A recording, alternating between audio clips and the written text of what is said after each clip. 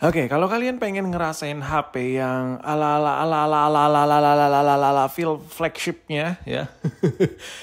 Mungkin jawabannya adalah Samsung Galaxy Note 20 yang satu ini. Ini adalah salah satu HP yang masih lumayan sangar kalau kalian pegang sampai saat ini. Ya kenapa tidak? Karena saat gue pegang HP ini masih berasa aura-aura intimidasinya kalau kita taruh di meja dibandingkan langsung dengan Android lain di harga yang sama dengan HP ini. Ya, handphone ini sekarang di tahun 2024 kalian bisa beli di harga 3 jutaan. Terserah sih kalau kalian mau dapatnya minus, mungkin bisa lebih murah juga ya kan.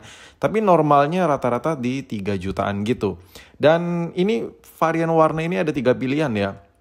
Di sini ada yang namanya Mystic Grey, ada Mystic Green, dan ada Mystic Bronze. Gue pikir awalnya ini gue pegang ini warna rose gold gitu. Tapi kok rose goldnya kok kayak terlalu gelap gitu, kayak terlalu dominan, kayak cenderung misterius gitu warnanya ya kan. Intinya warna gue nganggapnya ini bukan Mystic Bronze tapi kayak benar-benar rose gold karena sampoin beberapa sudut, beberapa permukaan itu warnanya itu kayak kesan agak-agak ada pink-pinknya sedikit-sedikit cuy. Jadi gue ngerasa ini handphone warna rose gold awalnya ya. I'm so sorry, gue bukan pengguna user Samsung yang gimana-gimana ya kan. Dan kalau dibandingkan dengan warna pink-pinkan dengan iPhone, pink-pinkan iPhone tuh kelihatan lebih lebih kalem ya kan, lebih unyu-unyu gitu, lebih uncu-uncu kalau kita beli varian warna pink-pinkan ros-rosan yang ada di iPhone, series iPhone buatan Apple. Mulai dari iPhone SE, mulai dari iPhone 6s, ya kan, SE first gen juga ada yang rose gold, sampai iPhone 7, iPhone 8. iPhone 8 enggak, sorry, iPhone 8 itu warna gold biasa, warna rose goldnya tak ada ya. Setahu gue ya, gue lupa. Intinya warna rose gold yang paling berasa tuh di seri iPhone 7, 6s.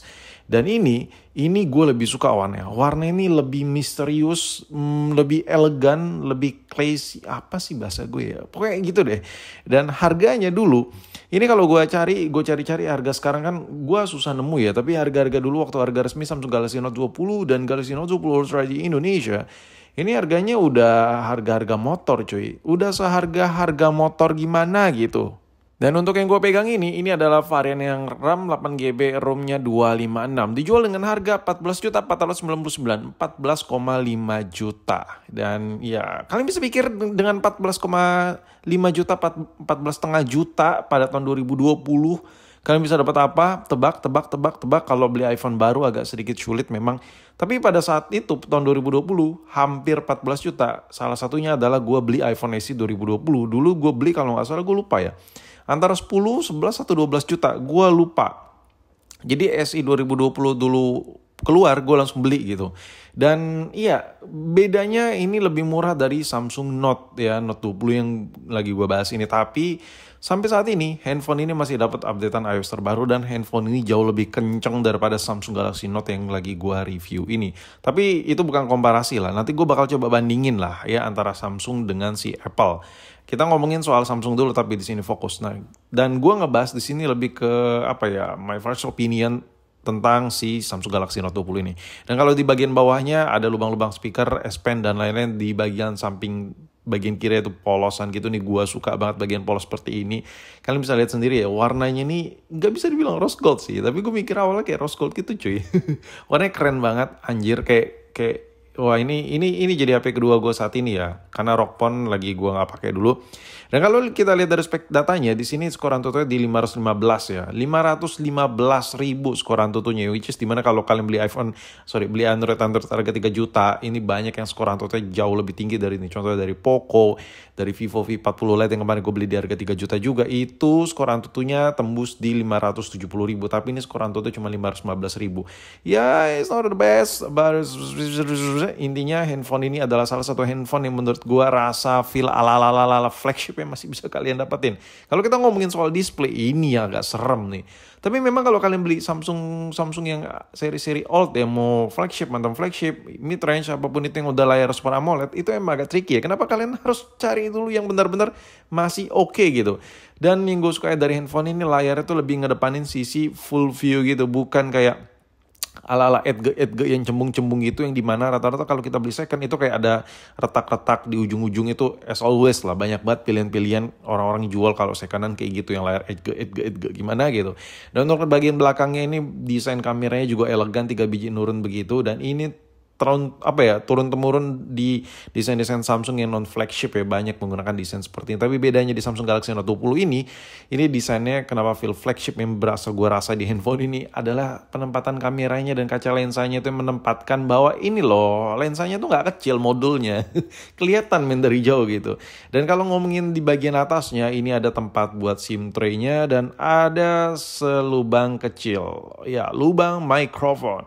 Jadi kalau gue rekam video, ya posisi penempatan mikrofonnya dari bagian atas. Gue nggak tahu ya sistematis kerjanya saat gue video recording apa mikrofonnya dari atas atau dari tempat telepon juga, gue nggak tahu. Nanti gue bakal cari tahu. Dan kalau kita ngomongin full tentang displaynya, ini layar enak banget. Memang Android baru harga 2 juta 3 juta itu udah dapat layar AMOLED, tapi layar AMOLED di Samsung ini benar-benar nyaman banget di mata. Tapi ada PR ya, kalau kalian beli Samsung Galaxy Note 20 di tahun 2024 ya, which is ini umur udah 4 tahun lebih, kalian bakal agak sedikit sulit mendapatkan unit-unit yang agak-agak gimana gitu. Jadi intinya gini, rata-rata unit yang beredar itu kayak LCD-nya ada kayak garis-garis green ya, sebutannya banyak lah. Terus ada shadow dan lain-lain lah. Intinya kalian harus cari bener-bener teliti banget, dan harga itu bervariatif. Kadang harga ini kayak nipu gitu, kayak wah anjir ini kok harganya sekian-sekian, oh ternyata minusnya layar. Rata-rata Samsung mantan flagship, ala-ala flagship, feel like flagship itu permasalahan terbesarnya di layar. Jadi PR-nya kalau kalian nyari Samsung Galaxy Note 20 itu di layar aja. Tapi kalau kalian bisa dapetin yang masih bagus, ya paling shadow tipis lah. Ya itu bener-bener nyaman banget. Kalian bisa lihat sendiri. Sorry ada flickernya kan, ini gue pakai kamera ya. Ini ada flicker di kamera gue. Ini layarnya enak banget anjir. Nyaman banget di mata. Jadi menurut gue budget 3 jutaan kalian dapat handphone senyaman ini, why not gitu. Dan ini gue bakal kasih lihat hasil speakernya, ini enak banget.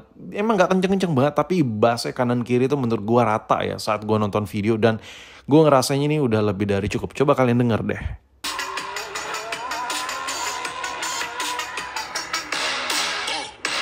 Bentukannya flagship, layar oke, nonton video oke, speaker oke. Nah, kameranya gimana bang? Kalau kamera gue bakal buat video terpisah deh. Karena gue harus pakai dulu secara dalam mengenai handphone ini.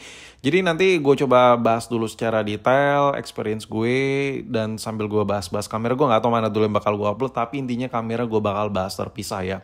Intinya budget 3 jutaan, kalau ngarepin kamera worth it atau enggak, gue belum bisa jawab sekarang. Tapi kalau kalian nanya, modal 3 jutaan cari yang rasa ala-ala flagshipnya masih berasa banget, salah satu jawabannya adalah si Samsung Galaxy Note 20 ini masih bisa banget jadi pilihan.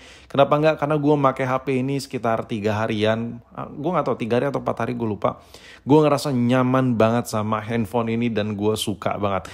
Memang kalau dari sisi performa dengan skor Antutu 500 ribuan ya kita tahu lah bisa apa sih. Tapi rasa kenyamanannya itu loh, gue suka banget sama HP ini.